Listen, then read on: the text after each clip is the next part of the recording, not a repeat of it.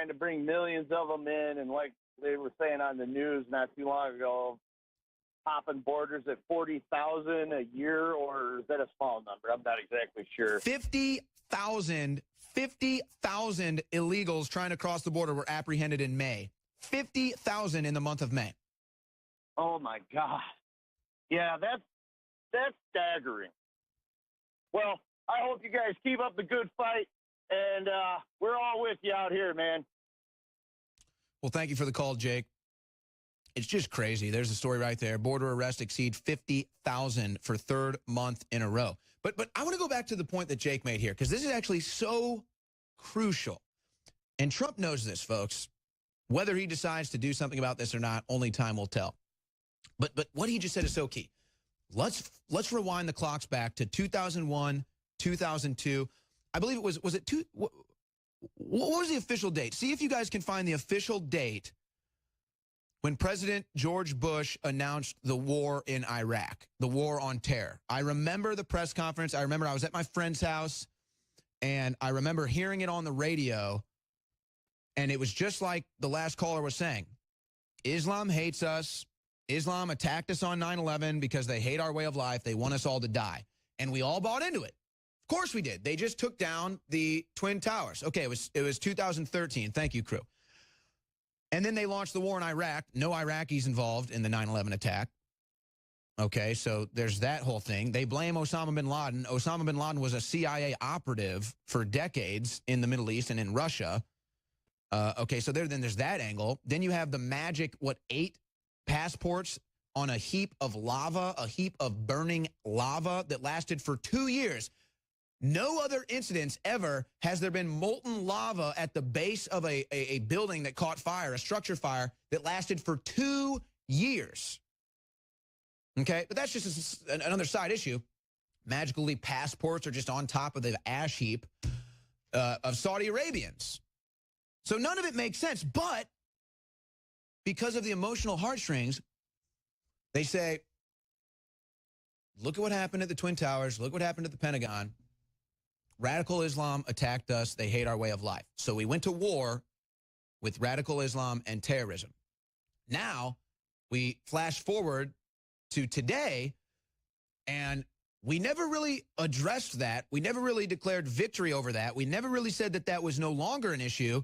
But now all of a sudden we're saying Islam is the religion of peace, and we need to have all of our borders open, and we need to bring in as many people from Muslim countries as possible to be tolerant. And you sit here and you scratch your head and you say, wait a second, we never stopped the war on terror. We never stopped the war on radical Islam. Why all of a sudden are we bringing these people in? And now you want to go really to questionable standards. Think about this. And this is where I think for most people the logic shuts down. If you are from one of these Middle Eastern countries, whether it be Libya, whether it be Iraq, that was destroyed because of America's foreign policy, okay? No matter what religion you are. Let's say you're in Libya, you're in Iraq, your country was destroyed because of Americans' foreign policy. You probably had family members die. Now, you don't think that there might be an element of citizens from those two countries that might want to come here and kill us? But they don't even think about that. It's, okay, let's go bomb the Middle East. Let's go destroy the Middle East. Let's go disrupt the Middle East. It's a war on terror. And then that just kind of sits out there. And then 10 years later, we say, look at all the people in the Middle East. We got to bring them here. We got to bring them all in. We got to be tolerant. We got to bring them all in. So wait, if we were there unjustifiably to begin with, murdering and pillaging and destroying countries, wouldn't they want to come here and kill us? Or if we're at war with Islam that wants to kill us and hates our way of life, and we've been at war for decades, why do we want to bring them in here?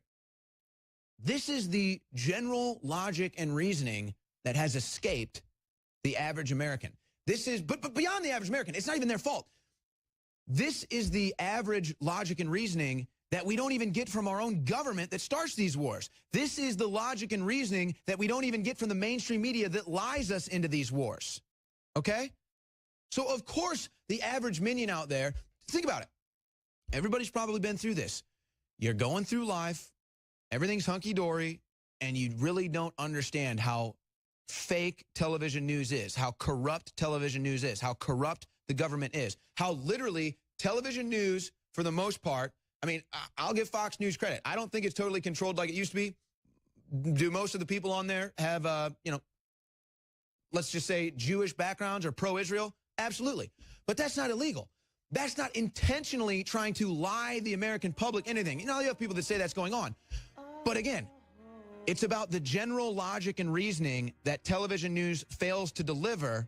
But as soon as you realize they were never there to deliver that in the first place, that's when you start to wake up. As soon as you realize the purpose of television news was not to inform you, but to keep you brainwashed and going along with whatever the government wants to do, that's when you start to understand everything.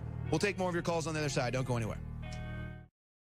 If you're on any mainstream media outlet, whether it be Twitter, Facebook, Google, you're pretty much just getting riddled with liberal propaganda nonstop.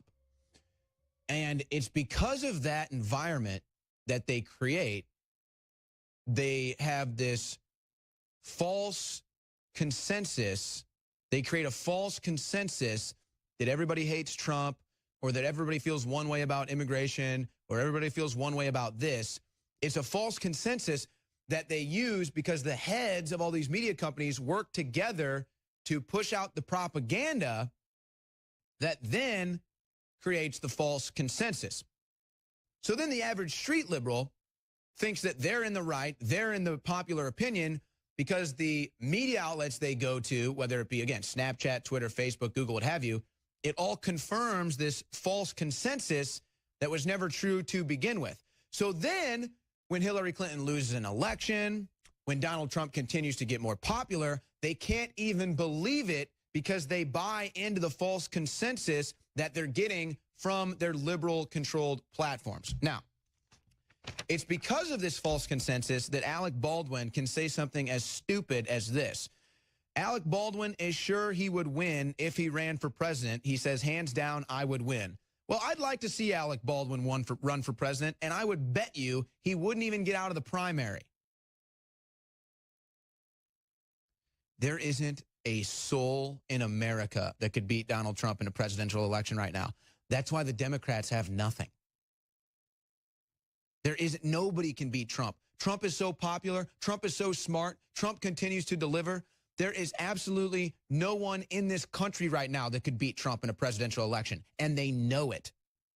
But I would love to see Alec Baldwin fall on his own sword and run for president and get embarrassed because he wouldn't even make it out of the primary. So that would be fun.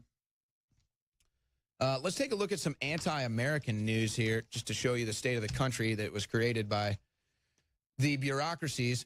Chopping down a tree in New York nets a man $22,000 in fines. A Long Island man is being fined for more than $20,000 for chopping down his own trees. His own trees on his own property. He now gets fined more than $20,000. How American. Oh, that's so American. That's so independent. That's so free. And if he was going to like build something with that, using the wood like furniture or a boat or something, that'd probably be another fine. You're not allowed to be independent in this country. Don't you know this is America?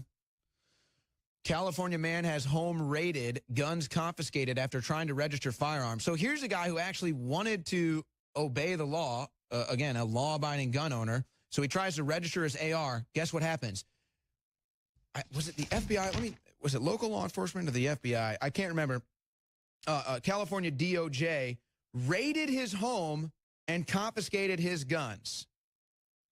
And they say that we're sensationalists when we tell you that's what they want. That's what they just did in California to a law-abiding citizen. But guess what? All the gangbangers, the Crips and the Bloods, they're not going to register their guns. They're going to keep their guns. These policies are so stupid. So the law-abiding gun owner gets his house raided and his...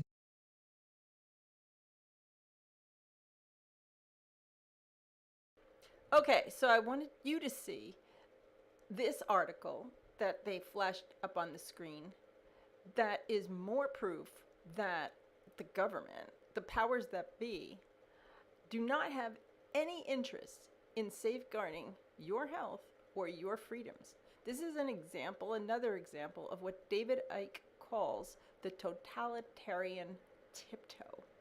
Okay, let's get back to the video. Guns confiscated. So now he's disarmed. He's a peasant.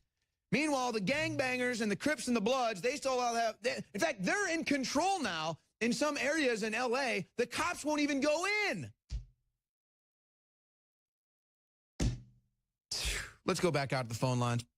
Maybe someone can make sense of all this. Let's go to James.